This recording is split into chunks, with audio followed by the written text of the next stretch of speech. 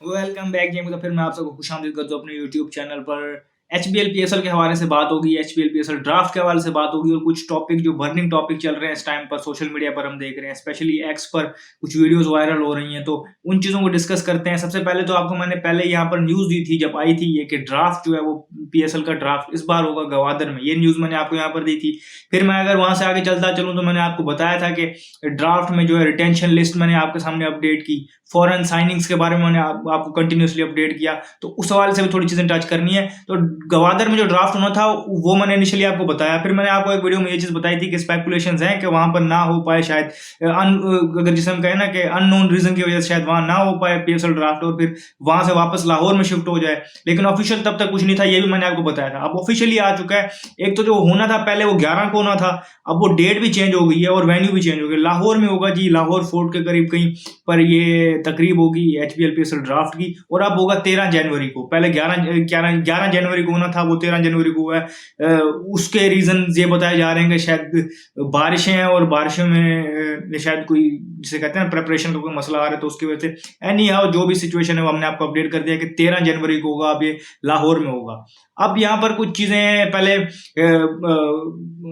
जिस तरह मैंने आपको बताया था कि जो पीएसएल मैनेजमेंट है वो कन्विंस करने की कोशिश कर रही है स्टीव स्मिथ को भी और केन विलियमसन को भी। तो अभी तक ये पता चला है कि स्टीव स्मिथ ने क्लियरली मना कर दिया है कि मैं नहीं आ सकता, उनकी कोई प्रायर कमिटमेंट्स हैं वो शायद वो फुलफिल करने लगेंगे, क्योंकि उस टाइम पर क्रिकेट तो नहीं हो रही है, तो ऑब्वियस है, तो शायद उनकी कोई और कमिटमेंट होगी, कोई और पर्सनल इश्यूज होंगी जिसकी वजह से उन्होंने मना कर दिया कि वो इस बार पीएसएल में नहीं आ रहे। केन विलियमसन ने भी किसी वजह से अभी तक वो कन्विंस नहीं हुए, वो मना कर रहे हैं, लेकिन अभी तक भी लोग लगे हैं उनको कन्विंस करने में। लेट्स सी वहां से क्या आउटकम आती है। इंग्लैंड क्रिकेट जो प्लेयर्स हैं, जो इंग्लिश क्रिकेट प्लेयर्स हैं, उनका एनओसी का इशू है और वो बहुत टाइम पहले ये चीज स्पेकुलेट हुई थी कि शायद उनको इजाजत ना मिल पाए, लेकिन हमने देखा कि कुछ नाम आए, उन्होंने अपने नाम दिए हैं, ड्राफ्ट में वो शामिल है, लेकिन अभी तक उनकी जो पार्टिसिपेशन है या जो वो खेलेंगे या नहीं खेलेंगे वो सब्जेक्ट टू एनओसी है और उसका इशू अभी तक अनरिजॉल्व है, तो उसकी अभी तक कोई कंफर्मेशन नहीं आई। अभी और नाम जो आने हैं जिन्होंने ज्वाइन करना है, अभी उनके बारे में ये जिसे कहते हैं ना कि अभी कंफ्यूजन है कि उनका एनओसी मिलेगा या नहीं, तो ये मैटर वहीं पड़ा है, अभी इसको भी हैंडल नहीं किया गया ठीक तरीके से। अब यहाँ पर जिस तरह मैंने आपको ये सारी चीजें बता दी, ज्वाइनिंग्स ये वगैरह सारी चीजें, अब यहाँ पर एक और बात डिस्कस कर लेते हैं कि अली तरीन जो मुल्तान सुल्तान के ओनर हैं और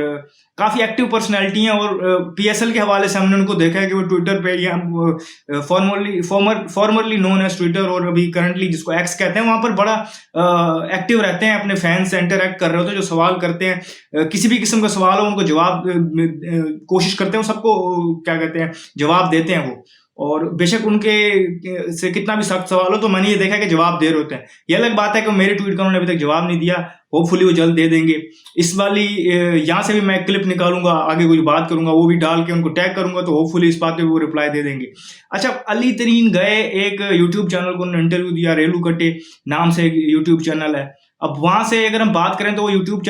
चैनल से मैं भी कभी कभी अपने टाइटल्स वगैरह की हिंट्स जो होती हैं वो वहां से लेता हूँ, मैं ये चीज़ यहाँ एक्सेप्ट करता हूँ। और अगर बात की जाए तो ये उनका क्रेडिट है कि उनकी वीडियोस हैं और उन्होंने एक अच्छा इंटरव्यू कंडक्ट किया है as a YouTube content creator, cricket content creator. तो उनकी ये सक्सेस है कि उनके वो क्लिप्स वायरल हो रहे हैं और इस टाइम पर एक हॉट डिबेट स्टार्ट हो गई है हर जगह पर, सोशल मीडिया प्लेटफॉर्म पर उस इंटरव्यू के बाद। तो उन्होंने ये इंटरव्यू किया, तो रेलू कट्टे जो यूट्यूब चैनल है उनका ये क्रेडिट है। तो वहां पर उन्होंने इंटरव्यू दिया, उन्होंने बहुत सारी बातें की हैं। लाजमी नहीं हम हर बात से एग्री करें, लाजमी नहीं कि हम हर बात को उनको जिसे हम कहें ना कि एक्सेप्ट करें। देखिए, जो उनका पॉइंट ऑफ व्यू है, मेरा पॉइंट ऑफ व्यू डिफरेंट हो सकता है। यही एक अच्छे माशरे की जो रिवायत होती है कि आप इख्तलाफ राय को इज्जत देते हैं, ठीक है। लेकिन वहां पर उन्होंने कुछ बातें की हैं जो बातें वो पहले मैंने भी एज इट इज की थी। अब उन्होंने वहां पर कंसर्न उठाया यही ईसीबी वाला इशू कि ईसीबी जो है उन्होंने अपने बोर्ड प्लेयर्स को जो एनओसी नहीं दिया हुआ, तो ये बहुत टाइम से उन्होंने कहा कि ये मामला उठा हुआ था। उनके जो कोचिंग स्टाफ के एक मेंबर हैं नेथन लेमन शायद, उन्होंने उनको पहले बताया था, तो वो उसके बाद इन्होंने पीसीबी को आगाह किया था, लेकिन पीसीबी ने यहाँ पर या पीएसएल मैनेजमेंट ने यहाँ पर कोई काम नहीं किया इस सिचुएशन में, और इस हवाले से कोई उन्होंने कोई पॉजिटिव चीज़ नहीं की या डेवलपमेंट ही नहीं की कोई। फिर उन्होंने जिस तरह अभी इस ड्राफ्ट वाले जो वेन्यू को जिस तरह उन्होंने हैंडल किया है, इस बात पे भी उन्होंने सवाल उठाया। ये भी बात मैं उनकी बात से एग्री करता हूँ कि ड्राफ्ट को जो पहले गवादर ले गए उन्होंने डिस्कस ही नहीं किया। देखें पीएसएल फ्रेंचाइजीज बहुत बड़ा उनका स्टेक्स है पीएसएल में, बल्कि सबसे ज्यादा स्टेक्स हैं उनके, तो उनसे डिस्कस नहीं किया गया, उनको बताया गया जिस तरीके से उनको हैंडल किया जा रहा है, जिस तरीके से उन्हें कम्युनिकेट किया जा रहा है, तो वो उन्होंने बताया कि लैक ऑफ कम्युनिकेशन कितनी है और किस तरीके से ब्रांड को खराब करने की कोशिश की जा रही है। तो ये चीज भी उन्होंने हाईलाइट की कि उनसे कंसल्ट नहीं किया जा रहा था, किसी भी इशू पे उनको कंसल्ट नहीं किया जा रहा था सही तरीके से, मतलब कम्युनिकेशन गैप उन्होंने वाजे कर दिया कितना है। इसके अलावा उन्होंने एक और चीज बताई वहां पर, ये कि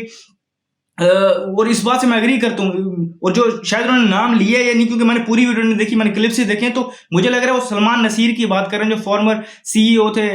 पीसीबी के, और अब उनको वहां से उनको हटा के कहीं एडजस्ट करना पड़ा, तो उनको पीएसएल उनके हवाले कर दिया, उनको पीएसएल का कोई बना दिया गया, और पीएसएल का क्या आप जाके पीएसएल करवाएं। उन्होंने इस चीज को बिल्कुल सही पॉइंट आउट किया कि ऐसा क्यों किया। पीएसएल एक अलग अलग ब्रांड है, हमेशा से उसको अलग एक चीज मानी जाती है कि पीसीबी से हट के है, लेकिन वहां पर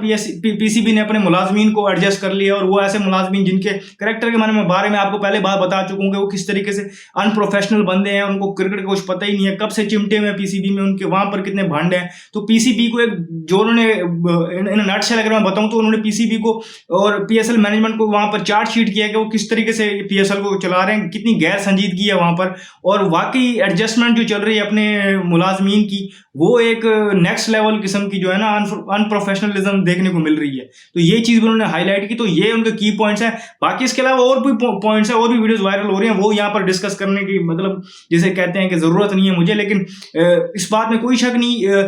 एक मुल्तान सुल्तान और एक इस्लामाबाद यूनाइटेड, ये दो ही होते हैं टीम्स ऐसी होती हैं जिन्होंने सोशल मीडिया पे बड़े अच्छे तरीके से अपनी प्रेजेंस लगाई हुई होती है, और दोनों टीम्स को देख के और दोनों टीम्स के कंटेंट वगैरह को देख के, या जिस तरीके से वहां पर बिहाइंड द कैमरा ड्राफ्ट की चीजें और सारी चीजें देखने को, तो हर कंटेंट क्रिएटर जो क्रिकेट लवर होता है, क्रिकेट का कंटेंट क्रिएटर होता है, उसका दिल करता है कि मैं भी इन फ्रेंचाइजीज के साथ काम करूं और मुझे भी सीखने को मौका मिले किसी भी कैपेसिटी में। तो मेरा भी दिल चाहता है इन दो पीएसएल फ्रेंचाइजीज को देख के, तो ये क्रेडिट मैं इन दो फ्रेंचाइजीज को देता हूँ। और अली तरीन जिस तरीके से अपने फैंस से इंटरेक्ट कर रहे होते हैं, ये क्रेडिट भी उनका मौजूद है, उनको ये जाता है। और इन्होंने ये जो कुछ बातें की हैं, मैं इन बातों से एग्री करता हूँ, और बहुत सारी ऐसी बातें भी थी जिनसे मैं एग्री नहीं करता, तो मैंने यहाँ डिस्कस ही नहीं की। तो बाकी जो पीएसएल के बारे से बाकी कुछ भी अपडेट होंगी वो मैं आपको दूंगा इसी चैनल पर। इस वीडियो में फिलहाल वक्त इतना ही, मुझे दीजिए इजाजत, शुक्रिया, अल्लाह हाफिज।